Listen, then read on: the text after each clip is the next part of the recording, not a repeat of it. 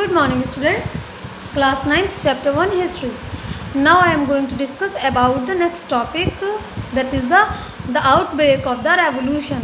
आज हम आपके हिस्ट्री का जो नेक्स्ट टॉपिक है, जो मैंने आपको होमवर्क में दिया था, वो हम डिस्कस करने जा रहे हैं। और आपका नेक्स्ट टॉपिक है outbreak of revolution.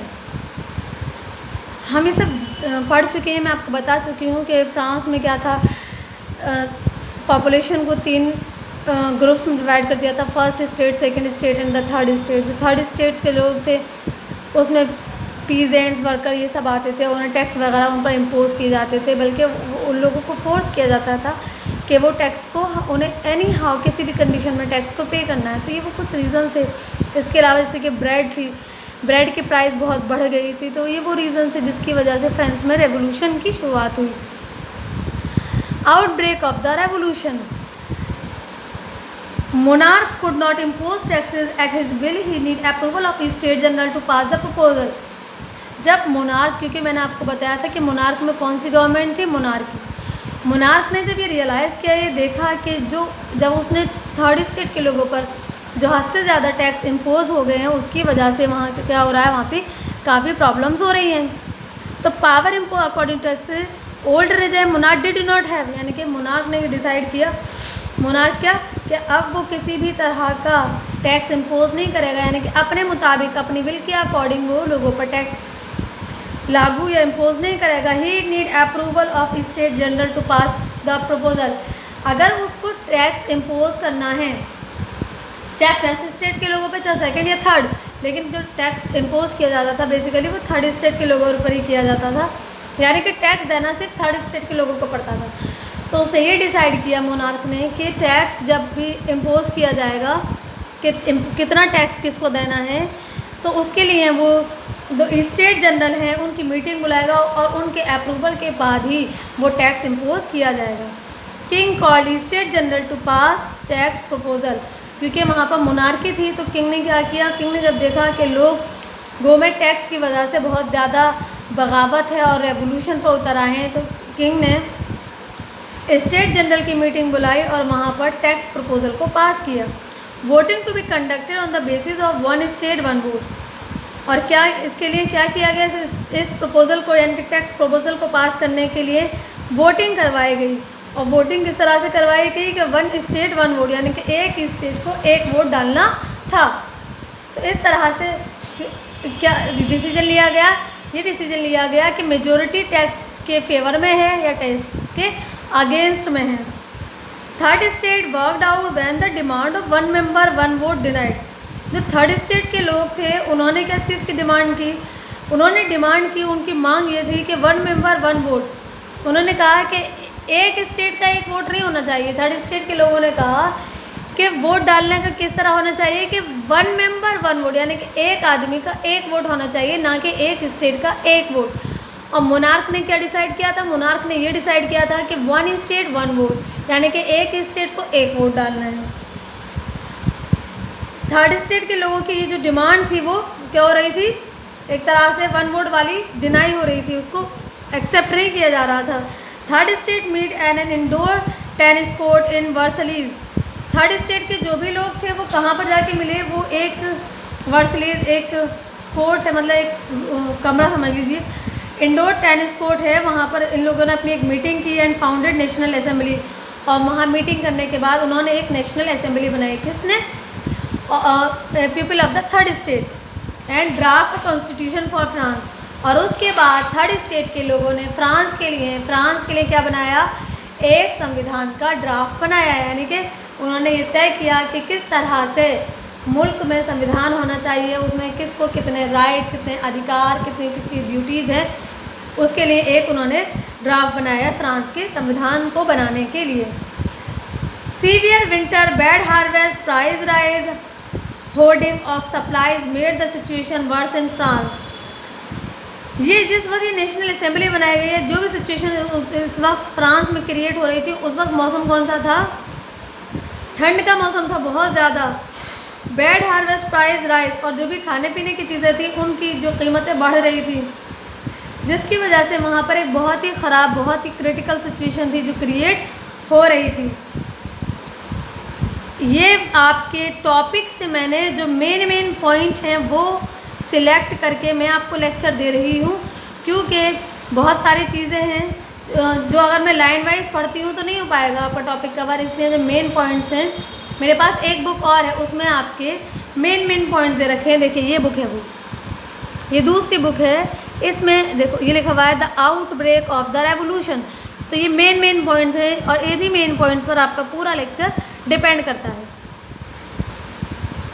King order to suppress agitating crowd led to the storming of Bastille on 14 July 1789। King ने क्या ऑर्डर दिया? किंग ने ऑर्डर दिया कि जो भीड़ है यानी कि थर्ड स्टेट के लोग जो आवाज़ें उठा रहे हैं उनको सप्रेस कर दिया जाए, उनको दबा दिया जाए।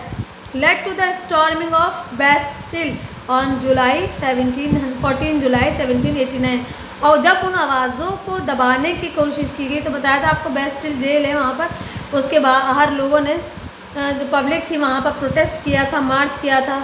तो 14 जुलाई 1789 में जो भीड़ वहाँ इकट्ठी थी तो किंग ने ये ऑर्डर दिया था कि उस भीड़ की आवाज़ों को दबा दिया जाए, सप्रेस कर दिया जाए। लेकिन ऐसा नहीं हो पाया, क्योंकि आप कब तक आवाज़ दबाओगे? आप सच की आवाज़ नहीं दबा सकते हो, आप गलत काम को आवाज़ दबा सकते हो, आप गलत को रोक सकते हो। बट अगर कहीं कुछ सच हो रहा है, कहीं कुछ रियल है, तो रियलिटी को आप, सच्चाई को नहीं दबा सकते हो। आप सच्चाई कब तक दबाओगे? वो आवाज़ें कभी ना कभी उठेंगी, definitely उठेंगी।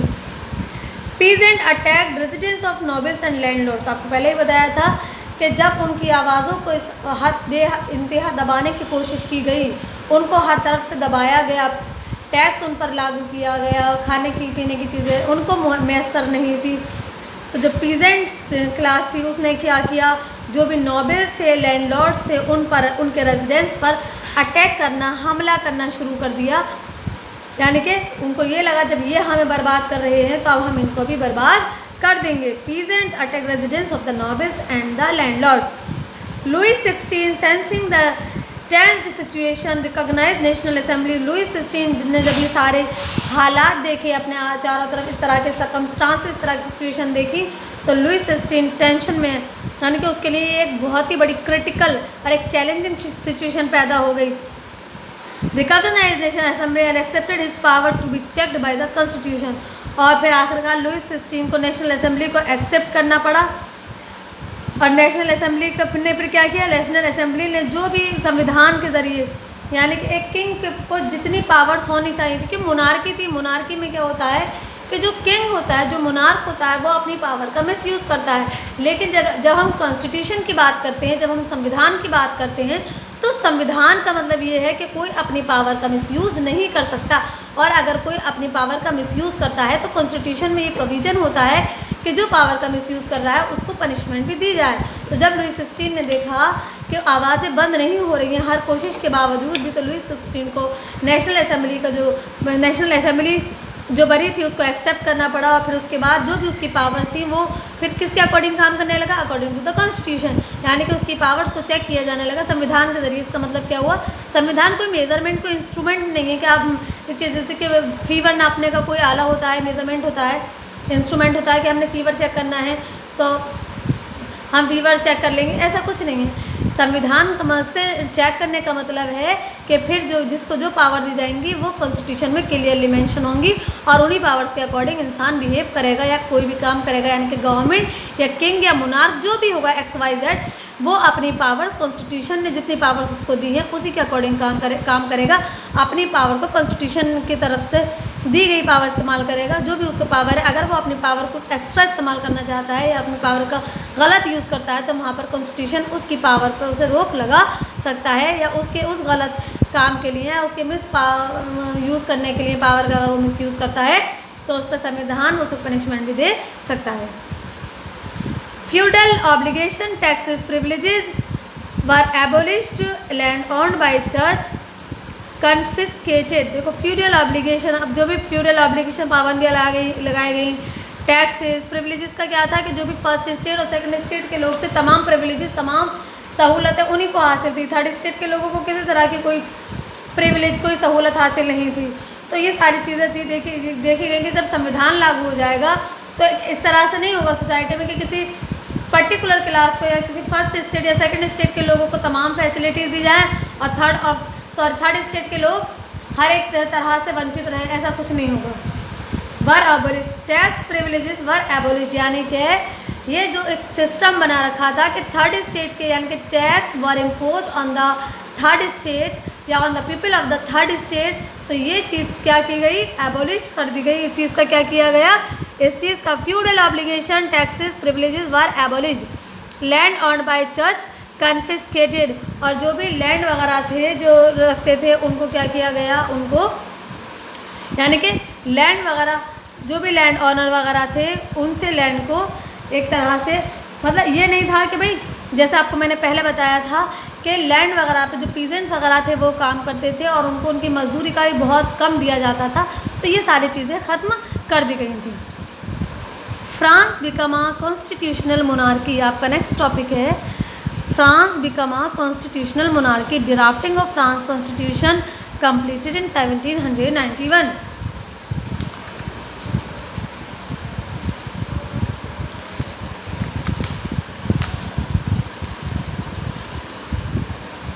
France become a constitutional monarchy, यानी कि drafting of French constitution completed 1791, यानी कि फ्रांस को क्या बना दिया गया, एक कॉन्स्टिट्यूशनल क्या हो गया था, फ्रांस कॉन्स्टिट्यूशनल मोनार्की, यानी कि वहाँ पर जो मोनार्की थी, मोनार्की फॉर्म खत्म होकर कॉन्स्टिट्यूशनल मोनार्की आ गई थी। यानी कि नेशनल असेंबली ने जो भी ड्राफ्ट तैयार किया था संविधान के लिए, वो ड्राफ्ट तैयार किया था 1791 में, और इसी के अकॉर्डिंग काम करना था फिर किसको, मोनार्क को। Power divided among legislature, executive and judiciary. तो जब फ्रांस में संविधान लागू हो गया तो फिर उन लोगों ने किस तरह से उस संविधान में पावर्स को रखाया गया, सबसे पहले उसमें एक कॉन्सेप्ट रखा गया कि पावर्स को डिवाइड कर दिया जाएगा।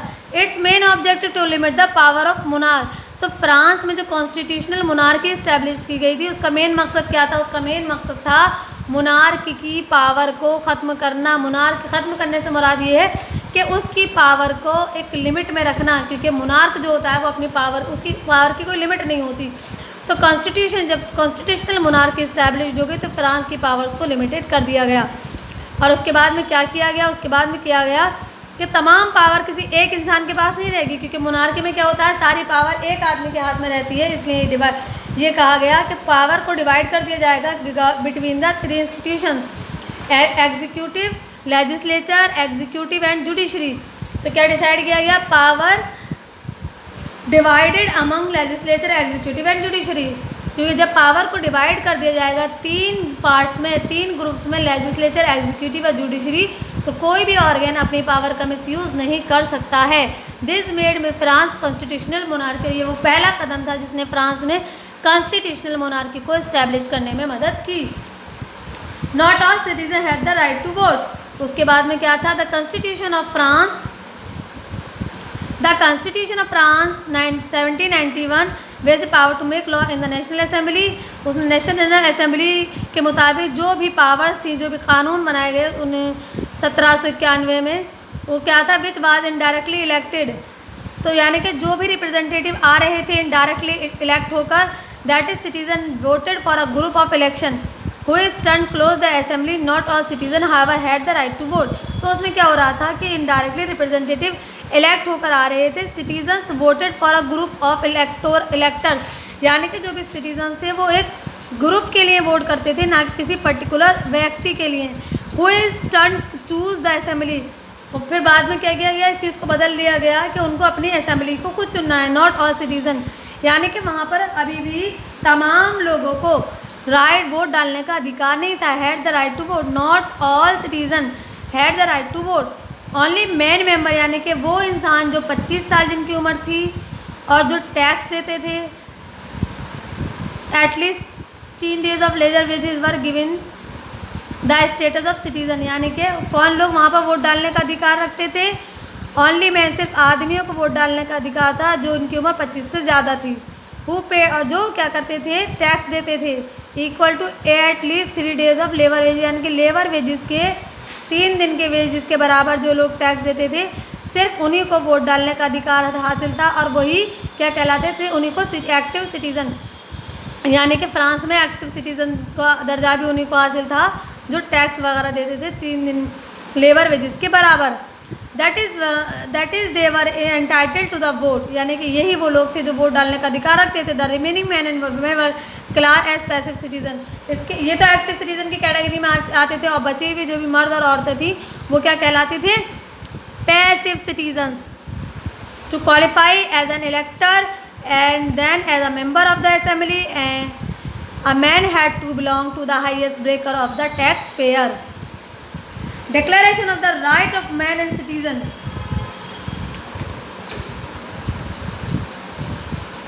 The constitution begin with the declaration of right of man and citizen। उसके बाद में क्योंकि वहाँ 1791 में कॉन्स्टिट्यूशन लागू हो गया, तो कॉन्स्टिट्यूशन ने क्या डिक्लेयर किया, right of man and citizen, यानी कि जो भी वहाँ के आदमी हैं वो और जो वहाँ के नागरिक हैं उनको किस तरह के अधिकार प्राप्त होने चाहिए। Right such as right to life, freedom of, कौन कौन से राइट, अब हम राइट की बात करते हैं तो कौन कौन से अधिकार, right to life, freedom of speech, freedom of opinion, equality before law were established as natural and inalienable right.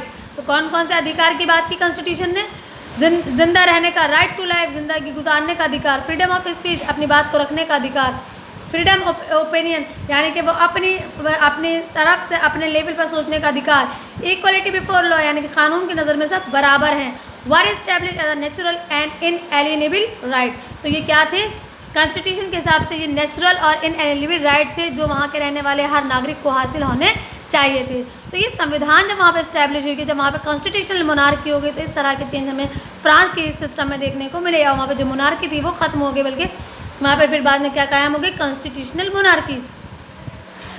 That is they belong to each human being by birth and could not be taken away, it was the duty of the state to protect these citizens natural right. और फिर उसके बाद में क्या decide किया गया, ये तय किया गया कि ये क्या है, ये कॉन्स्टिट्यूशन ये स्टेट की जिम्मेदारी है, it was the duty of state, ये स्टेट की जिम्मेदारी थी कि वो अपने नागरिक के इन तमाम नेचुरल राइट्स को क्या करे, प्रोटेक्ट करे।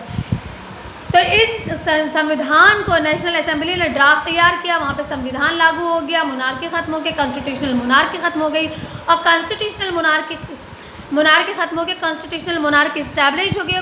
कॉन्स्टिट्यूशनल मोनार्की इस्टेब्लिश होने की वजह से